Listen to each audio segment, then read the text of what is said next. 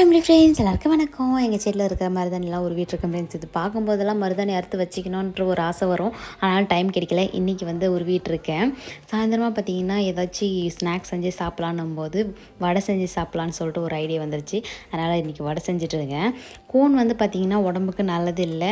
அது வச்சா பார்த்திங்கன்னா ஒரு 3 நாளே தோல் விட்டுருது. அதனால் அதை நான் வைக்கிறது இல்லை. கல்யாணத்துக்குமே நான் வச்சிக்கல. அதனால் இப்போ வச்சிக்கலாம் அப்படின்னு சொல்லிட்டு ஒரு ஆசை.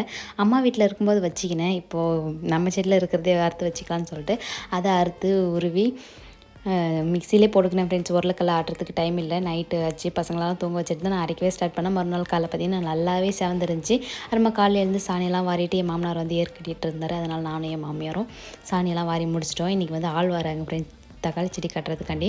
அதனால என் மாமியார் போயிட்டாங்க. நானே வந்து மாட்டுக்கெல்லாம் தொட்டியெல்லாம் போட்டுட்டு மாடெல்லாம் பிடிச்சி கட்டிட்டு புசப்பெல்லாம் அறுத்து போட்டு நானும் வந்து தக்காளி செடி கட்டுறதுக்கு போயிட்டேன் ஃப்ரெண்ட்ஸ்.